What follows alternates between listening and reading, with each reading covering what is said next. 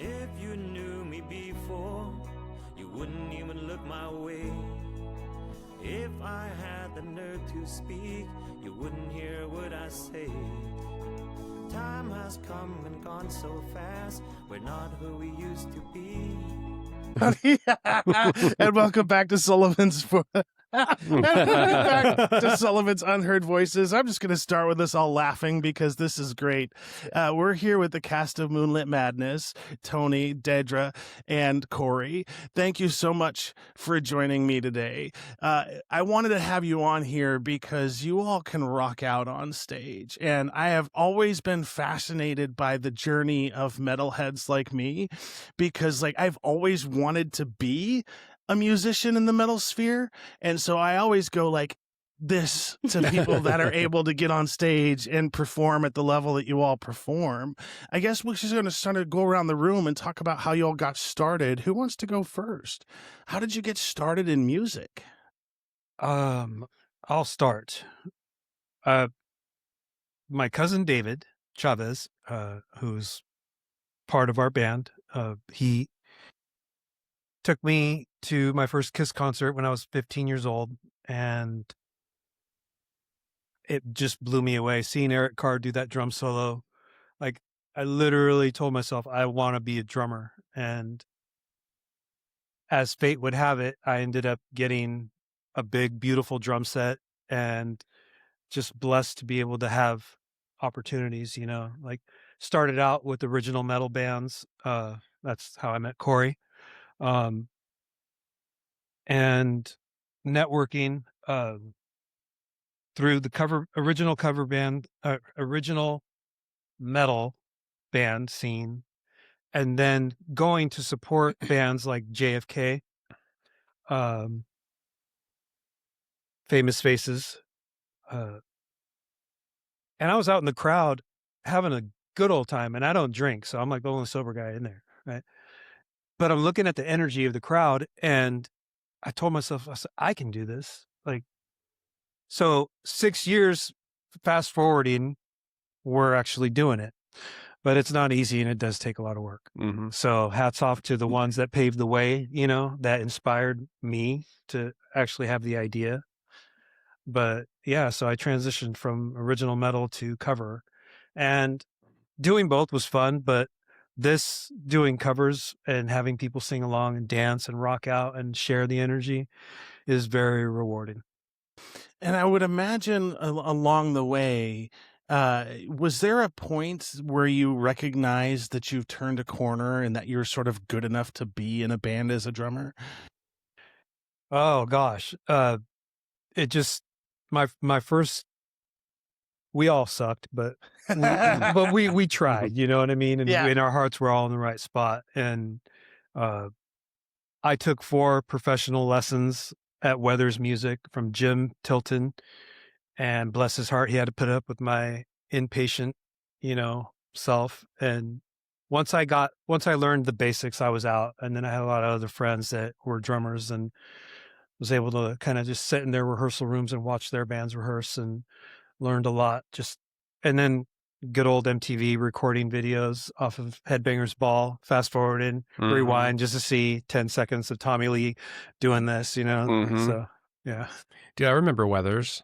They closed in 2012 or something like that. Something like that. But yeah, I remember that place. That's where my mom moved here. My mom and my grandma bought me my first drum set, a CB 700 International. I love it. Yeah. So then we'll go over to Deidre now. Deidre, sorry. I've picked up, here's the reality, right? I've picked up a Southern accent because I've been watching too many Memphis videos because I'm going to Memphis tomorrow. And one of the things with my autism is I incorporate people's accents involuntarily. And so I have to fight against that. And I'm sure it's going to really upset my girlfriend when I get back from Memphis that I'm going to be talking like somebody completely different. But so I've seen you sing a few times now, and what a voice you have. So how did you get started sort of in the metal space? Because you have one of those voices where you could sing anything, but you chose metal. And I really admire that. It would probably have to be this band. Honestly, I Okay. wasn't not really this is a hard question. Can I help a little bit? Sure. Originally, she was in another band, and I reached out to try to help them find a drummer. I was just trying to help out. And so her taste in music's a lot different than ours, but joining forces, we came to the agreement that we could all help each other out and be great, but we would have to learn, you know, a wide variety of music. So a lot of the stuff that we do, she learned. She worked and perfected it, and not just learned it. But in return, she's blessed us and gifted us with songs that we had never even heard as well. Yeah. So And so we kind of fell in love with that whole new thing. So we've just really been trying to incorporate a lot more new songs, and make it very entertaining, nonstop. So yeah, and some of it's close enough. I mean, like System of a Down and Fall Out Boy, and some of the, even if it's newer, it still has that like rock edge. I mean, well, System of a Down's more like a metal edge. But so, it wasn't going like from, far over this way with like, rap or something like that and then trying to do rock. It was, she intermixed some of her influences. And so I think that helped with learning some of the older stuff too. Like, And how did you get started singing in the first place? I love saying this. My mother liked to say that I was singing before I was even fully out of her. And I mean, in the metal sphere, like while my mom was pregnant with me, they went to like a Megadeth concert, that sort of thing. So it's like, the child gets influenced through the womb and hearing stuff. And other than that, like religious singing in like church and stuff. And then my family is very sing-songy, like break out into song kind of thing. And then choir from third grade, so like 7 or 8 years old, and all of my schooling. How much difference is it singing in for a choir as opposed to singing in front of a band on stage?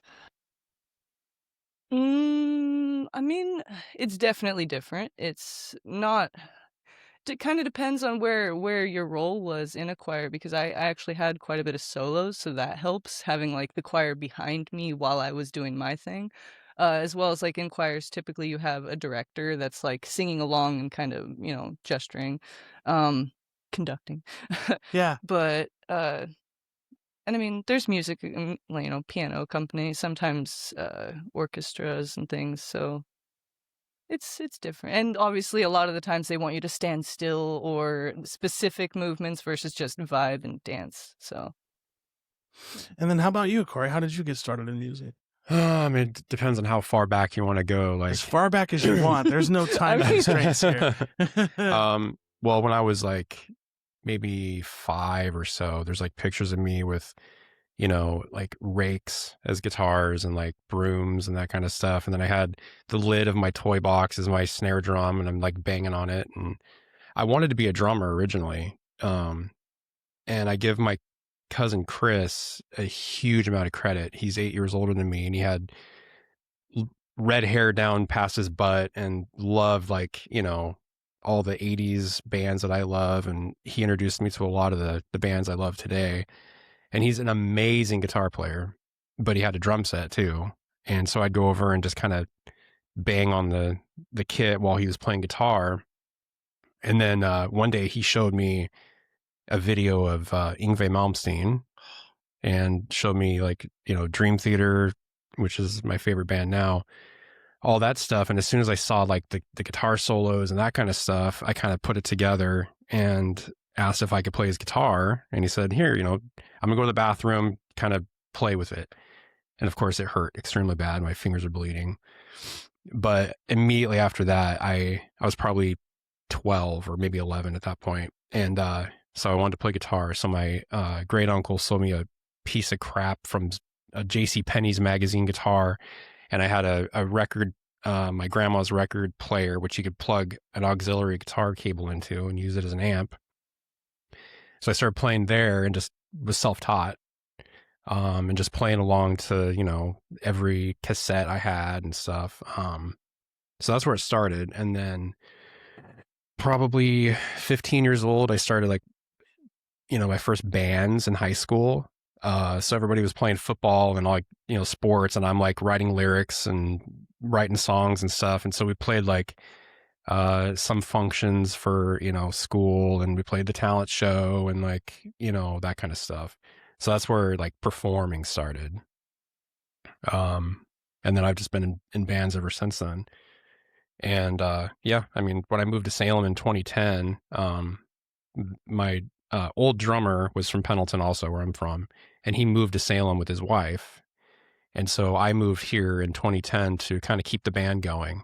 And I think I met Tony like right around that time, like 15, 16 years ago. And we always wanted to do something together, but it didn't work out really until this year or this last year. So. And that's one of the questions I do want to ask. I'm really curious about is how you all got started as a band itself. How did this vision of Moonlit Madness come to be? COVID-19, 2020. We used to rehearse my old original metal band, Evidence of Insanity, at a place in Kaiser, and because of COVID, they wouldn't allow any rehearsing going on in there. They were trying to do, you know, stick to the mandate stuff, which was respectable and understandable. And so there was nobody gigging, you know, and so I reached out to a gentleman that used to be in a Dio tribute band called Believe in Dio, and okay, that's epic. I contacted him and asked him what he was up to, and he's like, nothing. I said, are you down to try to get something going, you know? And so I reached out to a couple other players, and we started at Dan Chin's place where we still rehearse right now in Portland. And I acquired the whole band, and then he's the only original person besides me. And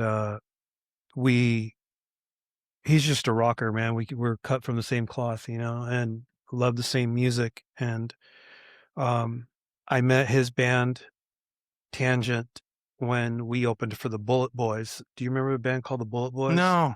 They were a national act. They weren't that successful, but they were. I mean, they actually still tour. It's crazy. But we opened for them in Vancouver, and Dan's band opened, and they opened with Kiss, Detroit Rock City. And I was like, man, I go, cool. And so I'm like in front of Dan rocking out, you know, I had no clue who these guys were. And through that, I found them on Facebook, and, you know, we became friends, and then one thing just led to another, and we had the opportunity. But really, the vision of the band for me is what we have pulled off.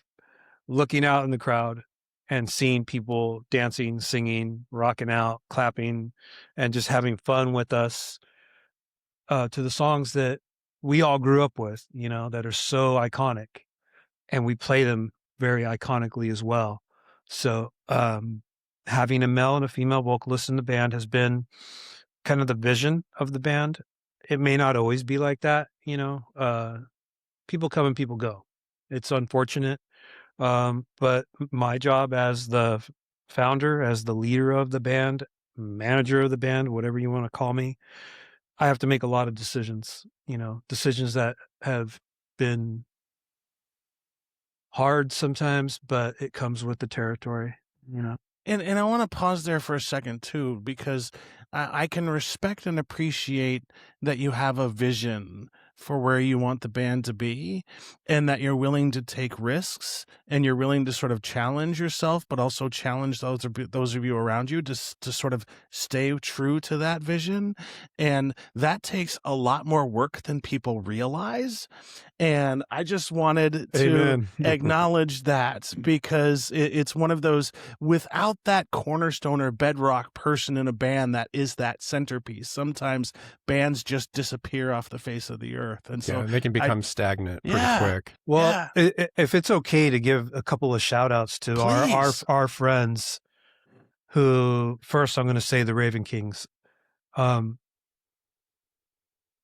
was getting bored with Moonlit because of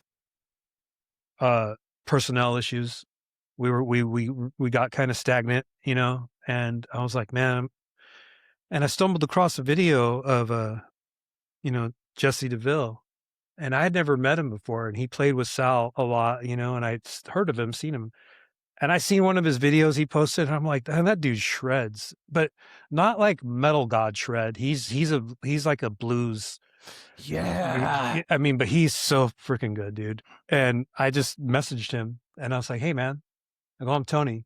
He goes, your reputation, whatever. He goes, I know who you are. And I go, would you like to get something together, dude? Like, he goes, yeah. And then I go, well, I got a bass player, Ted. He goes, I know a bass player too. And he goes, I'll hit him up. And we didn't know it was the same guy. Oh no. Well, okay, so then them, Sherry and her band Long Time Gone. So you're talking about people that have, great work ethic, and that push and lead their band to success. I'm going to go see Sherry tonight, and I'm going to go support her and wish Ted a happy birthday. So the Salem community, the Salem music scene has really kind of come into a new community over the last, I want to say maybe 2 years of real support, genuine support, which that wasn't the case in the past. It was a lot of competition. A lot of people were kind of cutthroat, like not wanting to see other people succeed, wanting to get, gigs for themselves and not really wanting to share what we all are entitled to. Yeah. So I had to give them a shout out just because, like, you're talking about people that work hard and that are cornerstones, right, for their bands. Like, those are prime examples. But we all contribute in this band. And that's the beauty of it, because once it becomes so fluent and unforeign, it becomes so natural that you're firing on all cylinders, right? Because it's not just playing an instrument, it's marketing, it's so much involved. So much. Finding the gigs, finding the right gigs for the band environment, and making sure that you're on top of audience and social media and all of these different layers. And it's just, and you all don't get paid that much. Right. Yes. And it's scheduling wild. with everybody. It's wild. Well, so here's the thing. Like, let's rewind back to 1986 when I was at the Portland Memorial Coliseum seeing Kiss for the first time. They had Wasp open for them. I was blown away. I know what I like. I know, like, I'm kind of set the bar so high for myself, as far as being entertained by bands, whether it's local or national, right? But if you entertain me, I'm going to support you, and I'm going to give you what you deserve, because that's what I like. So if we're making it to where everybody out in the audience is entertained, not just for the first song and then the energy dies down, I'm talking the whole show.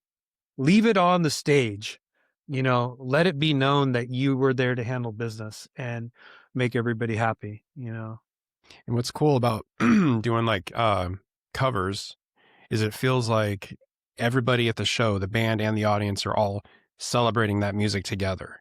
So instead of, it's cool playing originals. I've been in original bands for a long time and it's really fun. But unless you get that following who really knows what you're trying to do, it's just new to the audience, and so they don't really know what to expect. Whereas with playing songs that everybody loves, they can tell that we love the music and are, showing it off and enjoying ourselves. And then it's the same with them. So it's like this big, like, party celebration of everybody's influences. And then that's where the energy kind of feeds off. It's really fun. And I want to circle back to that community piece too, right? Because I think it's one of those things that I love talking about on this podcast, because I want other musicians to hear this.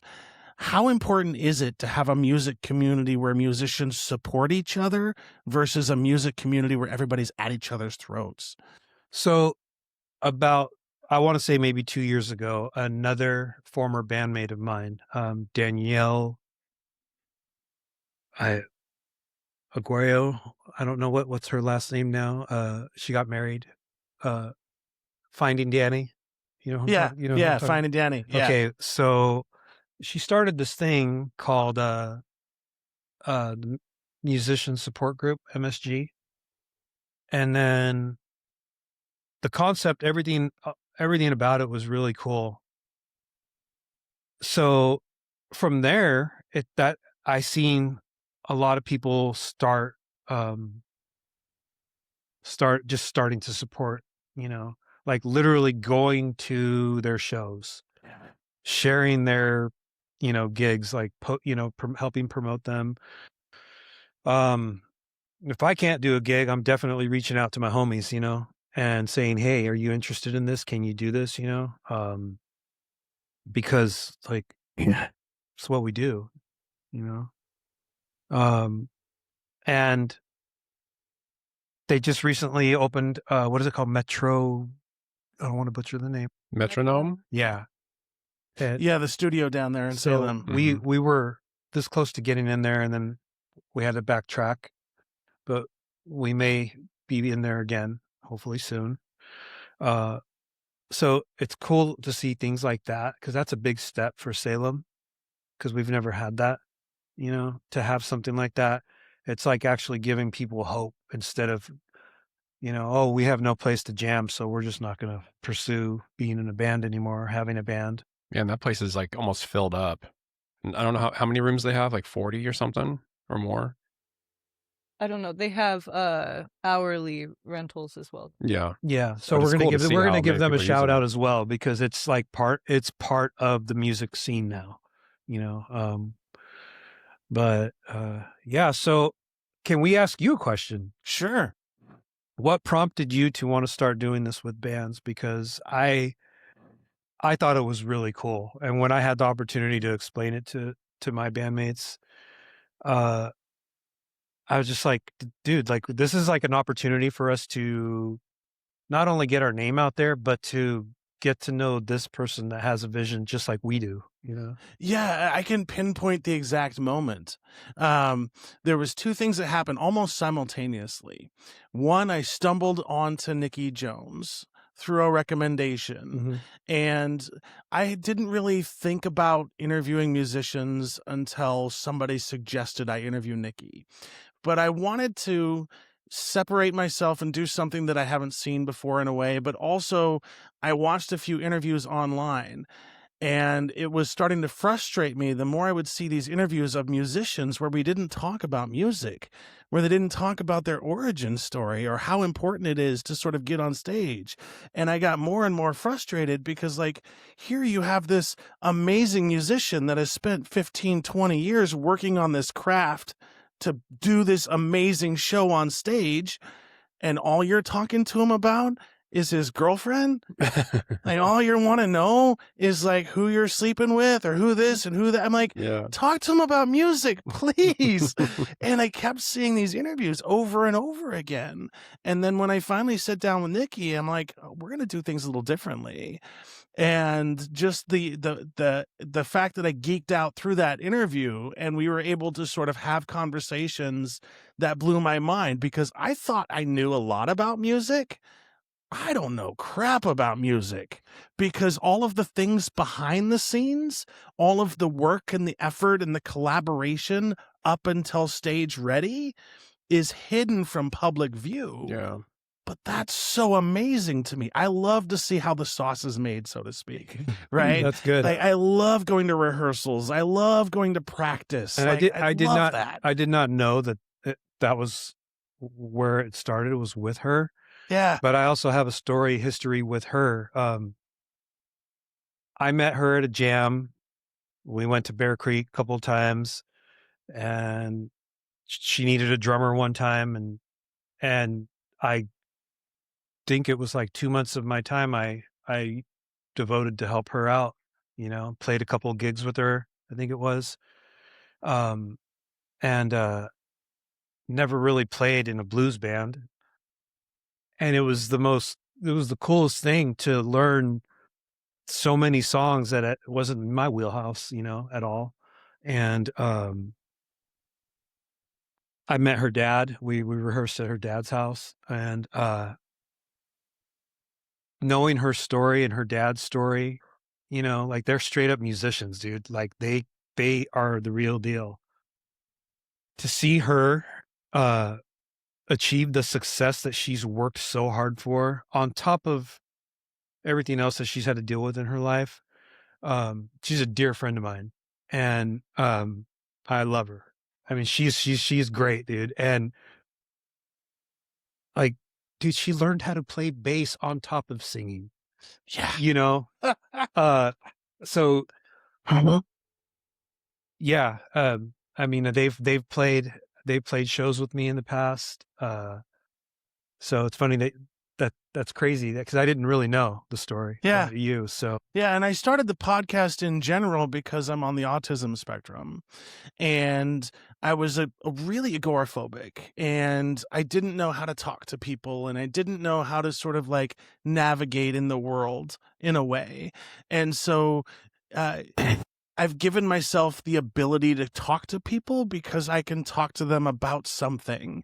And we have so many interesting, weird conversations on here that I never thought would be humanly possible. Like, we just did a 2-hour podcast on prison, like with a prisoner who has been readjusted into society. But we talked about really what it's like in prison, Oh, not wow. like what you see in the pictures in the media. Can I ask who that was? Yeah, Sean Nelson. Oh, okay. Yeah, I thought I knew who maybe you were. And Rebel Academy, Lauren, who operates the Rebel Academy, she taught. She was part of a GED program in prison, but the prison infrastructure kept getting in her way of providing education to inmates. So she quit that job, started a nonprofit, and so that when people come out of prison and they get connected with her, she gets them on the path to education, finds them a peer support person, somebody who's been to prison, who's actually successfully like gotten rid, not gotten rid of, but you have to break the brainwashing of prison, right? Mm-hmm. And so she started this Rebel Academy where you have peer mentors that show you a pathway to education and a pathway to careers. Because the one thing that I found out is the barrier, the most significant barrier, is finding a job that you can work and actually pay your bills and live and thrive. And it was a fascinating conversation. That's awesome. Absolutely fascinating. But I don't want to get this about me, right? This Well, is about you. You are good at this. Thank you. And I mean, I listen to a lot of podcasts, and it is not easy from what I can see. Yeah. Because I mean, you're not only leading the conversation, but if it gets slowed down, you're like, keeping it moving along and stuff. And yeah, you're good at this, man. So, well, and I was on the radio for about 2 years on an AM station. So that's a good experience. Yeah, That's how I cool. sort of cut my teeth. Yeah, 2 listeners. It was the worst show ever. And I vowed It's myself. better than none. Well, Oh, I wanted yeah. to say thank you for not giving up. Is it all right if I talk about my health issues? Please. So I recently got diagnosed with having stage 4 low-grade lymphoma, is what it's the technical term. And we had scheduled me to be on here by myself, and I felt terrible at the time, and I feel amazing now. It's so weird. Like, Yeah. they're putting poison in my body, right? But I'm like counter fighting it with just a lot of good stuff, a lot of good vibes, a lot of prayers. We, the Raven Kings and I and Pink Elephant, we're discussing trying to put together a benefit show for me to help try to pay some of these outrageous medical bills. Having cancer is expensive. It's freaking expensive. And I went back to work.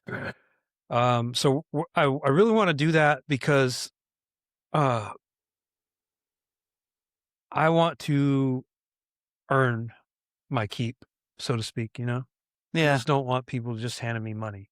I want to put on the best show that they've ever seen, you know? And if they want to donate some money for all the hard work, then so be it, right?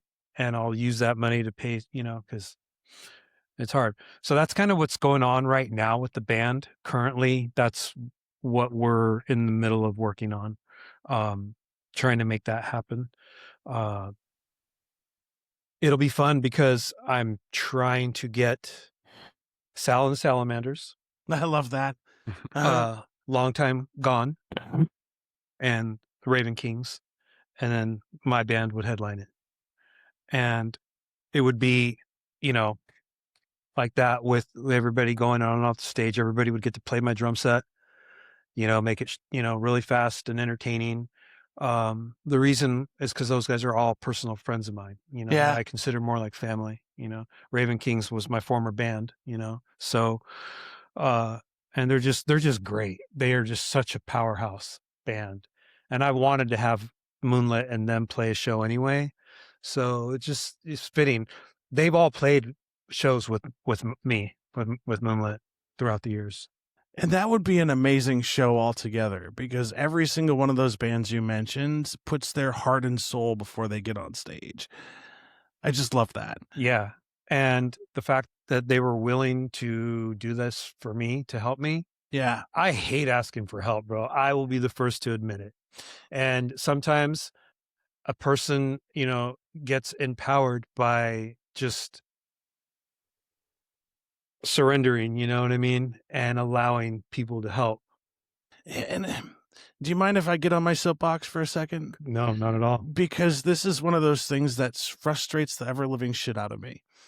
I think we should be in a country where if you get fucking cancer, the government should just pick up the fucking fund.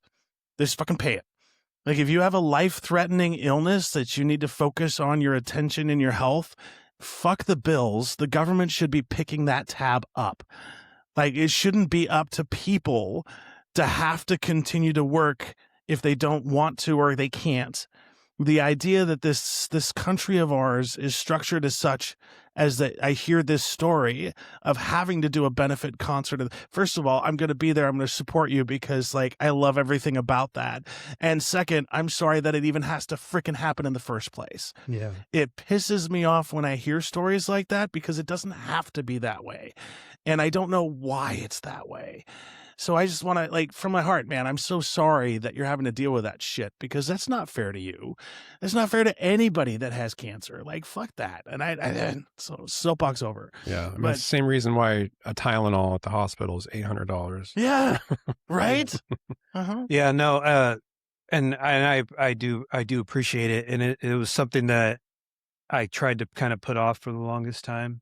I almost didn't want to do it, you know, Yeah. and I agree with you, really. But I think that just a lot of awareness needs to come out of it too, you know. And I've helped numerous people in the past with benefit shows, and I had one person just bluntly tell me, Tony, you've helped so many people. It's time to let somebody help you. 100%. Right? Just let it be, you know. And so, you know, but I'm excited. So this year we have a lot of plans. We really want to get out there and start playing other towns and other things. But this right now is currently on our to-do list. And so hopefully we can make it happen. But yeah, if you have any other questions, yeah, we're here. Yeah, so one of the things that I'm curious about, because like it always depends from band to band. So while you were all on stage playing, who is it in Moonlit Madness that is responsible for the tempo? Some bands rely on the bass player, some bands rely on the drummer. So I'm just curious that's how it me, works with your obviously, band. and I'll be guilty of, you know, I work on that. Being that I was a metal drummer first, I put Dave Lombardo's my dude, from Slayer. So having to educate myself enough to slow it down, but sometimes the energy of the crowd is just you go with it. Yeah, every band You always ends can up speeding rehearse up. you can rehearse all you want, but for the most part, I try to keep my energy, my visual energy, so that my band's picking up on it, so that we look like we're up there doing a what's the word? Continuous? Not continuous or cohesive? Cohesive job. Yeah. Like yeah. So it's not off balance. Yeah. So it looks like we work very hard. And I just love seeing the smile on their faces when they turn around to look at me, and we're looking out there at the crowd. And because if you think about it, like I appreciate that music in itself is almost like a miracle. Because you have 5 people on stage, 4 people on stage with all different personalities, all different musicalities, all different sort of tendencies, but yet for a set, you are all in unison, communicating the same language, most of the time not using words, and are able to sort of put this musical event out there. Then you see this crowd in a symbiotic fashion feed off the band feeds off the crowd. Nowhere else on the planet does that exist except for music. And sometimes So you get lost. Like if you're playing a song like on stage or whatever, and you kind of forget that you're actually playing it, that you're just listening to it, and you're like, oh man. And you realize, like, if I just stop playing, the music would just stop. So like, it's just this power, like, oh man. It's cool. Corey's first show that he played with us, he didn't play the entire show because he was still new to the band. But we played this outdoor event in Washington, and it was absolutely amazing. That was hundreds of people as far as you can see, and she was leading the way, and I was almost in tears with how the people were singing along with me, and that felt so good. it was I mean, they were trying to get up like to the stage, and they were just, and it's like, you got to keep on trying, right? Not all shows are going to be like that, but that's what you strive for.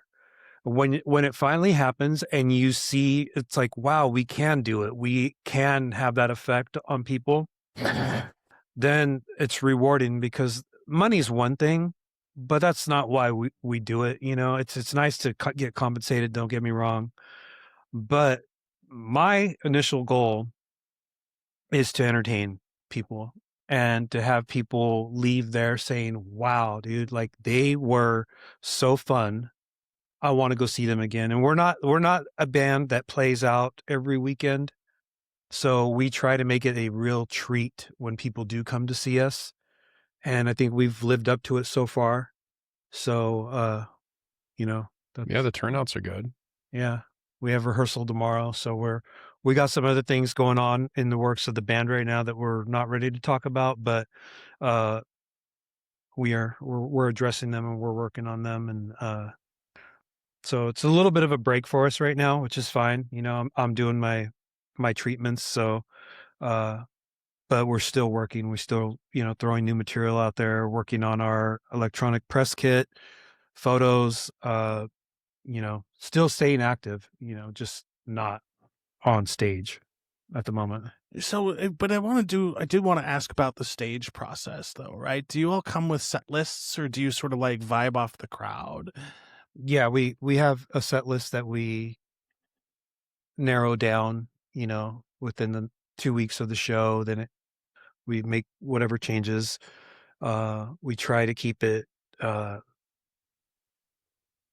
to keep the energy up, but try to keep it split to where our male and female vocalists are sharing the dynamic, because that's the cool thing about our band is we have 2 people up there that have developed a craft that is definitely worth the price of admission. Yeah, the set list is important because it's like what keeps I mean, it's kind of like a roller coaster. Like it has to flow, and like Tony was saying, keeping the energy up. But the way one song ends and then the way another one starts is really important. The flow between that.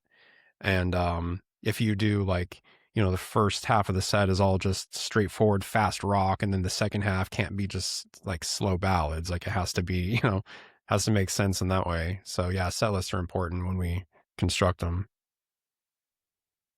And then in terms of like the crowd itself and sort of like how important is it for you as artists and musicians to feed off the crowd during a live performance? I would like this one to go to her, to Deidre. Please. It's very important. Being able to kind of, in a way, conduct the crowd and like telling people, hey, put your hands up for this or get on the dance floor for that, and like actually having people do that, or people wanting to sing along, so you're kind of singing to them directly, and it's like more personable. Yeah, the more they're into it, the more we get into it. Yeah. The energy does go back and forth. And then in terms of venues, right? And one of the things I'm always fascinated from musicians' perspectives, if there was one thing that you wish every venue could have to make your life as a musician better, what would that be? A really experienced sound guy, great monitors, good lights. Yeah, that's a given anywhere you go. But so over the course of the last year, I've started to acquire lights, the PA system, manager, sound guy, stage manager / roadie gear guy. So we have, people that help us, and we're still continuing to build. We're not all the way self-sufficient yet, but that's what we're trying for. Yeah, that way the show can be the same everywhere you play, instead of you're at the mercy of a venue. Like, this venue you're playing and it's great because there's lots of lights and great sound, and then this venue it's bare bones. If we have our own stuff, then it can just be the same, I will say a dedicated space, like a green room, even if it's not a whole separate room, but like a space for sure where you could put your stuff and hang out if needed, Oh yeah, that's always 'cause great. I feel that's a struggle. Yeah, because like that's one thing I'm curious. Actually, I would like to get your perspective on, because one of the things that I find fascinating about a lot of the venues here is there is no green space, and I see all the time the guitarists and the drummer and the bass player have the opportunity to sort of warm up. But there's no real place for the singer to warm up.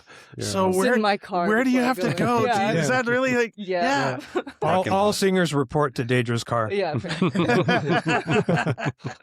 Well, that's actually a good topic, because not everybody does it. Everybody kind of has their own way of preparing, me personally, I go to Guitar Center and I buy a brand new pair of sticks. It's so nice having a brand new pair of sticks when you play a show. Just very powerful. I always watch a video of my favorite drummer who gave me my drum set, Dean Castronovo. His inspiration is very, very real. When I watch that guy, I'm like, that's who I want to be. His energy is just come on, dude. He just got done singing lead vocals for Journey at a freaking halftime show in San Francisco. You don't get any bigger. You don't get any bigger than that, So, and then I do a really good workout, because it's a lot of work doing what I do, So the day of, and obviously eat right, get plenty of rest the night before. But yeah, it's fun. It's because everybody has their own, their own things. Some guitar players do warm their fingers up and warm up before they play. Yeah, I was going to Some say, don't. other guitar players probably know what I'm talking about, but before a show, sometimes your fingers and hands get cold, kind of sticky. And so sometimes I have to run my hands under like warm water in the bathroom and I do stretches for like hours before. And yeah, you actually want to warm up. So it just feels more natural or whatever. Because if you're just practicing, usually it takes like an hour until you're loose enough to actually be able to play the way you want to. If you're playing a show and you go up cold, then maybe by the end of the show, you're like, okay, now I got it, but you want to start playing that way immediately. So yeah, for a guitar player, it takes a lot of And it also preparation. depends on what you're trying to put out there. If you're like say a blues band, right? Where there's not much activity, there's not much energy, you know what I mean? You can just coast through it. But we are really trying, Deidre works a craft unlike anybody I've ever met, making it to where every note, everything, every movement is kind of like being documented, right? Like you're under a microscope of people watching, and you got to give them something to watch. You got to give them something to be entertained by, not just. So if you got good gear, if you got a really good look, you got a good image, and your band, performs well together, then you're doing it.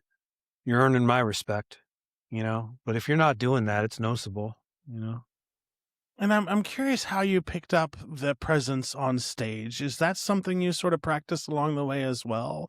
Because like I've seen singers that just sort of stand there and sing, but then you have singers like you where you're actually moving in the stage and your body's moving with the music. Is that something that sort of came naturally, or did you sort of have to work on that?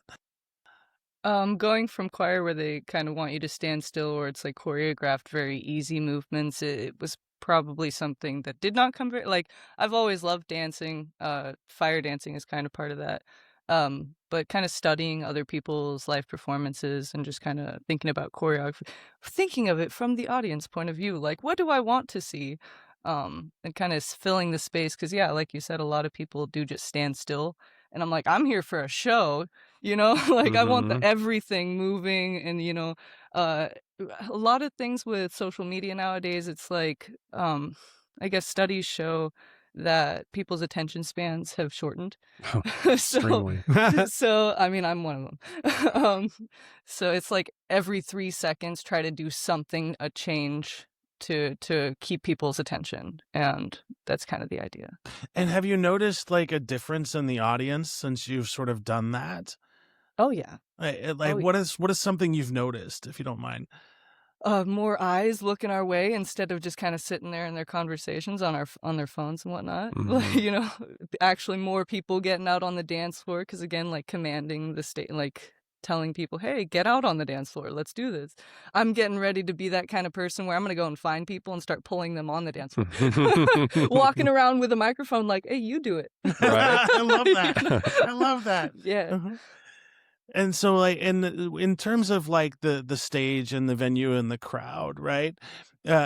Because one of the things that I'm fascinated by when I see musicians that are as tight as you are is there's a lot of nonverbal communication between the band members.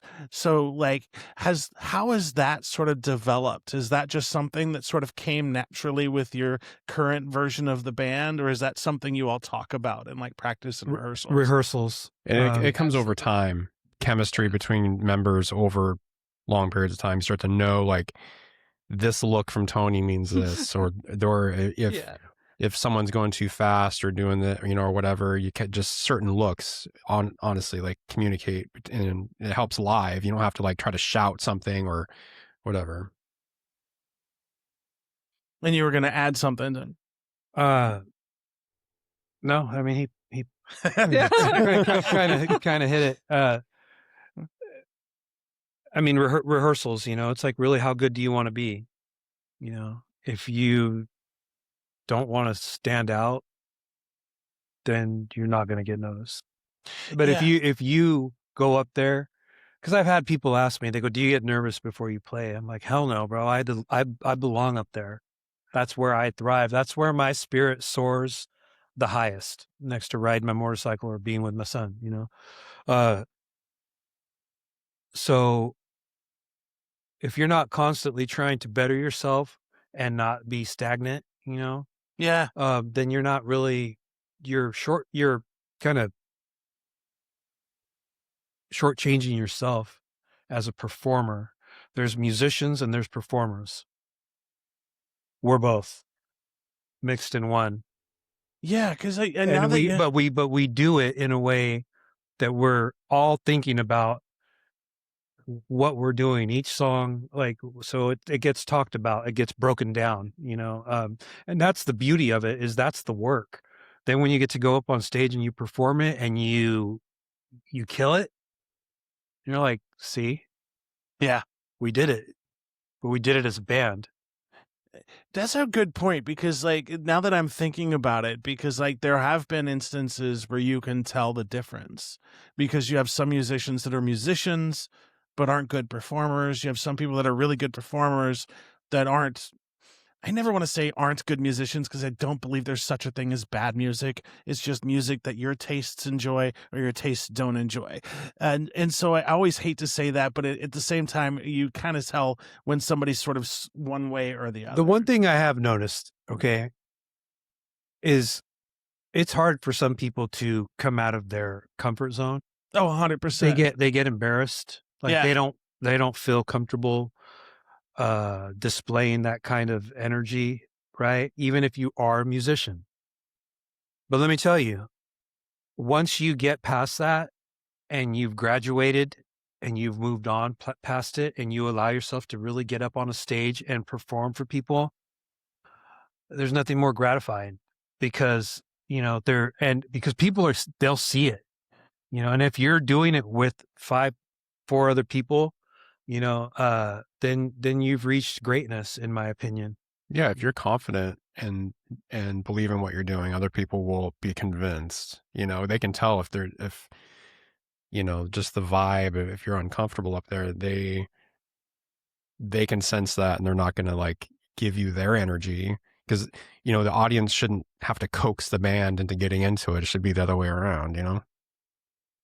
And another thing I'm curious about is, because I do believe that the muse is a living and breathing thing. And I'm always curious what musicians do when the muse visits them.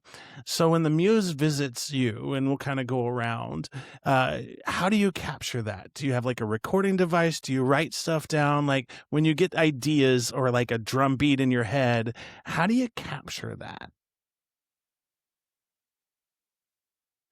I'll say for me, like, we communicate a lot behind the scenes, ideas, you know, run them past each other and say, hey, you know, what do you guys think of this? And not everything gets used, but sometimes it does. Sometimes ideas are great, you know, there's not a bad idea, but, you know, just try to get people to contribute and not just be, right? Like if you're in my band, then earn your keep and get up there, and don't be scared to put yourself out there, you know, because people actually want that connection. People want to be pointed at. People want to be high-fived. People want to be cheered on. People want, you know, like, so super important. Like when I see it, and that's why my standards are very high when I see a band. It doesn't matter if you're a national act or not. If you're not doing those things, then you're not really getting my respect or my attention. You know, I'm like, well, anybody can kind of do that, but, you know, you didn't have my attention. It doesn't matter really, even the music. Like, Yeah. I love reggae bands. Like, reggae bands are badass, dude, you know. But you look at like how many, like 12 to 8 musicians up there just flowing, that vibe's just, you know, so thick. So it's really creating creating what the image of your band, you know, and how you want it to live, how you want it to breathe, how much you want it to ignite. Yeah, because you have this sort of vision, this idea in your head, and then I can only imagine how rewarding it must be when you're on stage and you're seeing the audience get your vision. Right. Well, so like for you, like if you're going to go see a band and you have to pay a cover charge, right? Yeah. For instance, like if there's a venue with no lights, very minimal PA system, right? Well, obviously we're going to scout that. We're going to look at that, right? And I'm going to bring my own lights. I'm going to bring my own PA system. I'm going to bring my own sound guy, right? I'm going to put on a show, right? Because if you're paying hard money to come and see me, I guarantee you will come and see me again. I guarantee it. Why? Because of everything that I put from my heart into the action of the performance with my bandmates, right? There's some bands that just show up with their amp, plug in and play, right? Yeah. Not much really into it. I had somebody tell me that I was a genius when it comes to promoting my band on social media. Well, if somebody's not getting me excited to come and see them, then how, you know? Yeah. Yeah. Right. And I do want to toss this out there for people listening, right? Because this is something I have found to be true 125% of the time. The music you get out of a smaller venue from a band that's playing in a smaller venue far outweighs any concert you will see at a stadium ever. Yeah. Like the sound quality's better, the intimacy, the connection with the band, the vibe, everything is better in a smaller venue. It's just like seeing a comedian. Yeah. It's just like, the intimacy. And so I get frustrated sometimes when I hear people spending $1,200 on a ticket in a stadium when you can spend $15, $20, $30 and see a band like you all and get, I would argue, a better show because you can actually hear the band. And might be able to touch the, musician's leg. Right. You're so close. You were talking about like when Muse hits you and stuff like that. Like if I'm writing a song or I get an idea or something like that, I do have like a recording set up in my apartment if I have like a more intricate idea, but now it's like you have your cell phone, you can just like shoot a video. Like Deidre and I have written some riffs and stuff like that. She writes lyrics and everything, and we'll meet up at the park and just kind of I'll bring my acoustic or whatever, and any kind of potential ideas are thrown back and forth. You just hit record, and even if it's like a snippet of something that you can use later, it's still worth doing, because you might walk away going, oh man, we didn't come up with anything good. But then you listen back and you go, actually, that could sound good. And if you're writing an original song later and you kind of come to a dead end and you have a library of things you've been like recording that could fit, it's just a good idea to record everything that you think of, even if it's humming it or a lyric or something. That really helps. And musicians, like especially writing original songs, can get an idea at the most random times. Like you can either sit down with your guitar and say, I'm going to make myself write something good, and maybe hours later you come up with nothing. You're just noodling the same riffs you play all the time. And then you're walking down the street and all of a sudden this idea or beat comes in your head and you're like, oh my gosh, there it is. And so you might have to pull your phone out and go, or do some kind of thing to remember it. But you have to be prepared to document it because it could come in handy later, And Deidre, same question for you. You kind of got it there. When the muse hits me, I typically pull out my phone, record video, type it into a memo sort of thing, or play around with like a beat making app sort of thing. So how do you balance because like when in rock music, right, the lyrics kind of really have to tie into sort of like how the song presents itself, and some lyrics are more aggressive, some lyrics are more like, so like how do you pick the right kind of lyrics based on that musical piece? Is that something that sort of comes into your mind? Well, like I guess we sort of talked about, like for me it's easier to write the music first, and then once you get kind of the feel of what the song is like, going back and writing lyrics to that, because I can be inspired by music to write a lyric if I have like maybe a vague idea. And then also with the timing and the beat of the songs, you kind of know like how to structure the lyrics and like the syllables, because but if someone like Deidre, who writes lyrics first often, and then you try to write music to that, sometimes you have to chop and cut and refit things that would actually work, which can work well too. So there's both ways at work. And then in terms of like being on the stage and sort of performing, one of the things that I'm always fascinated by in terms of the venues, and I'm not going to throw any names under the bus, but if you own a venue, put up at least one acoustic panel in your place, like maybe 5 or 6. Because like it's one of those things where what I wanted to sort of talk about is the importance of sound in a venue. And because a lot of people are under this misconception that because you're playing hard rock or metal, that the volume has to be 110 decibels and 200. Like, that's not a reality. How important is volume when it comes to a performance? It's super important. I've struggled with, my drums are loud, and my ears agree. By watching, videos and whatnot, I'm actually right now in the market of purchasing smaller cymbals, which obviously are not as loud. Really trying to scout wherever we play to try to understand the room. And that's a good thing. I hope, maybe somebody listens to this podcast interview so that they can, they might hear that and be like, you know what, maybe it's not a bad idea. It's worth spending a little bit of money on.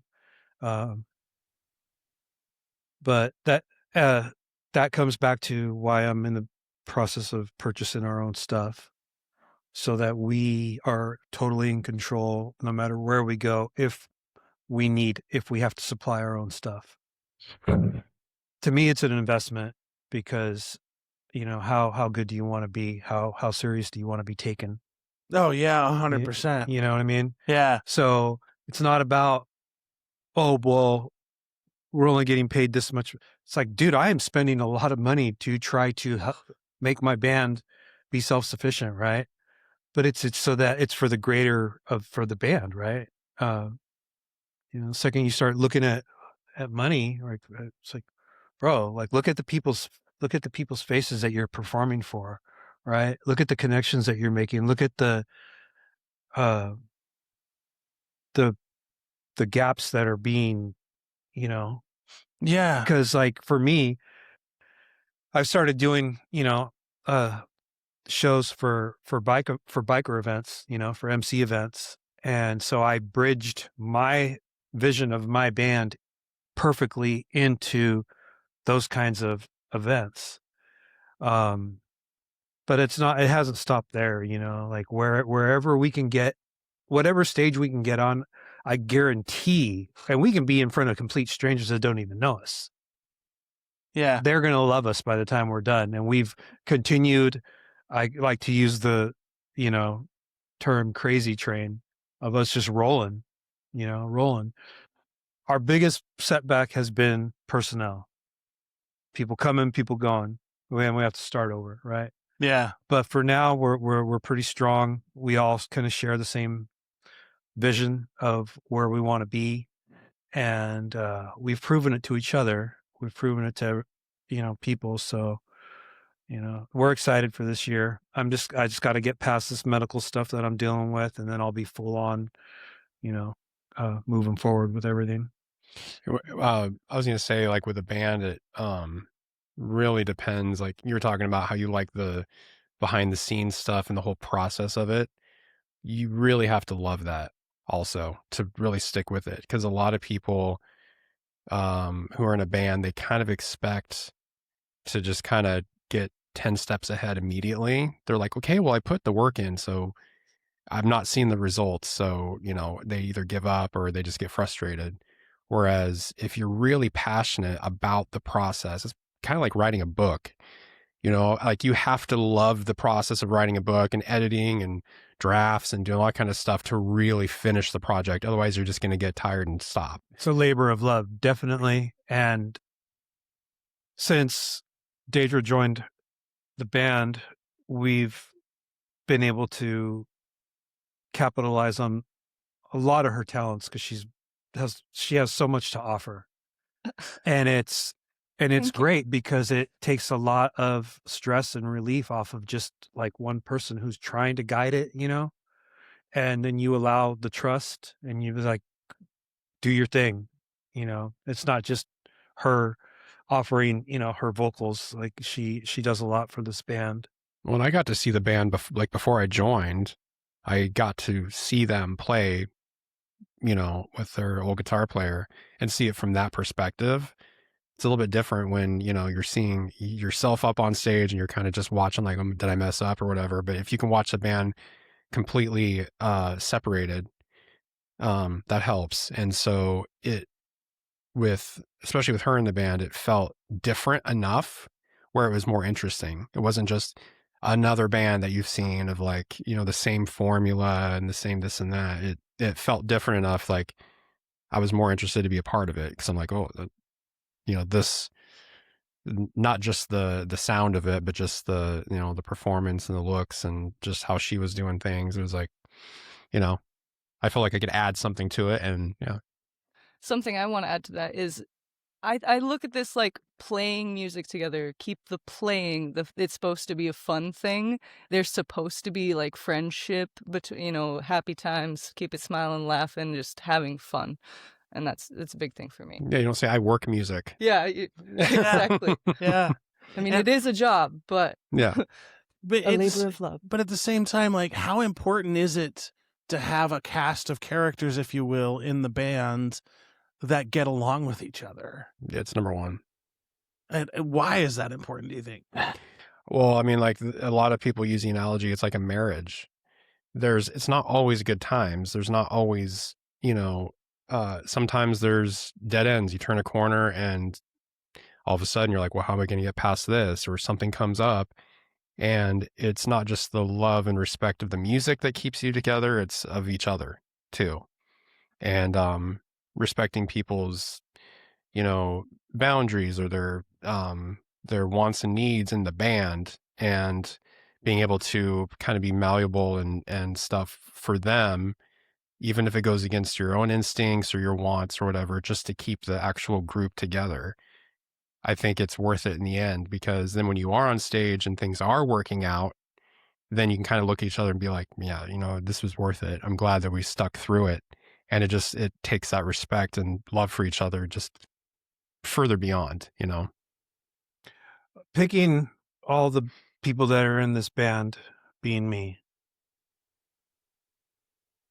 I'm a fan of their craft separately, that's why I wanted them, because it's not just playing an instrument, bro. You got to really be top tier, top shelf performer, musician, and really throw down. When I say throw down, I mean really earn your keep. So for me, bringing them all in and looking at what I seen in them and being a fan of their craft, and then and getting it to where we all are working together and actually doing it. You look at our Facebook page and see how many follows we have on there. That's years of hustle, grind, work. No one did it for us. All of our past members, had something to do with that as well, but right now where we're at, we stand very strong, very confident, knowing what we're doing up there. And, I just, Yeah. I want people to understand that when they're coming to see us, that it's not like any other band that's local or anywhere else. You put us on any stage and we're gonna do it, you know. So, and hopefully we'll be out very soon to get this benefit show behind us. I say behind us because I want to move forward. Yeah. With my life and Yeah. with the band. But I just want to say thank you again for giving us this opportunity, for allowing me to bring them as well. Because the other two just couldn't do it. They had work, but they're here in spirit. We'll be together in rehearsal tomorrow. So we'll be sharing this experience, taking it into an amazing rehearsal. So we're excited. So I have two questions to sort of round out the interview, because one is, and I hear this a lot from the audience, right? One of the things that I enjoy most when I go to shows is just watching the people and they interact. And I know a lot of people are under this misconception that at the end of the show, the musicians don't want you to come up and tell them how much you enjoyed the show. And so I would love to hear the musician side of things, because I can't repeat it enough that how untrue that is. Yeah, I think that's That's crazy. my favorite part. Like, I love the breaks in between, and especially at the end where everything's done. And maybe, I walk away from rehearsals and shows with more energy than I started, because it felt that good. And being able to have complete strangers come up to me and be like, that was so, There's nothing like it. yeah, exactly. Yeah, I mean, because at the end of the day, when we see a band or hear music, you feel that inspired feeling. And that's the number one goal, like for me personally, is even for one kid or somebody who's like may be interested in playing the guitar, or kind of, at that age where they're like, oh, I'm starting to get interested in that, and to see the band or see you play, and just that, the fire get lit in their head, and they're like, okay, that's what I want to do. It's worth thousands of shows just to get that one reaction. And so if people do come up and say, hey man, that was really, really good, it makes, all the calluses and bloody fingers worth it. Or to know that you're actually connecting with people on an emotional level. Yeah. I've had people, like, we played a recovery group at Oaks Park this last summer, and I had people come up to me at the end that were crying to me, being like, that meant so much to me that you guys do that song and you sing it. So, like, having that emotional connection. Yeah, we've been very blessed to have not your mainstream opportunities for shows. yeah. A lot of it just has to do with being in the right place at the right time, networking, and putting yourself out there. And what I mean by that is donating your band's time, talent, and energy to do things that don't necessarily have to do with money, right? So we've done some amazing things, but this is really, I feel like we're just getting started, because this is the lineup that we've been waiting for, and we can now execute and fire on all cylinders and do things the way we've been at this for like 6 years now, and we've made it past the 5-year mark. And it's not easy. It's not easy to keep a band going, and to have it be as successful as it has been. When I say success, for me, it's not about traveling the world and having, millions and thousands of dollars, whatever. If people know your band logo, people know who you are, and they know your reputation, then you've done it, right? Like you've created something that wasn't there before, that now takes up space in people's minds. When they see something, they're like, oh, they're going to play? I want to go see them, dude. You remember the last time they played? They were freaking amazing, right? Yeah, and in this day and age with like the music business and stuff, that's all you can really hope for. Because even huge bands still have day jobs when they're off tour, so like the global rock star fame thing is kind of, we had 50 years of that and it's gone. So now it's more about just what people associate with you, if they're like, hey, I saw these guys last week, they're bringing their friend along because they trust the show will be good. That's all you can ask for or hope for. It's been really neat to have Deidre's friends and family come to see her and hear what she, tells us about what their reaction was, because it's kind of coming full circle, for her joining this band, and it's been amazing. It's been so fun, and watching her over the last year, turn into what she wanted to become, and helping her along the way. Adding Corey, it was just the right place at the right time. He was available. I said, bro, just come and watch us and let that be the deciding factor. Right. And he did, and he joined, and now, he's full on, I took the liberty to purchase these patches for each band member, which kind of represents the structure of a motorcycle club, right? It means that, you deserve what you got. You earned it. Loyalty, love, respect, honor, discipline, all across the board. So when you see that, right, and you see any of my band members wearing it, it's because in my vision, in my eyes, they earned it. And they're representing my band, which I created out of nothing.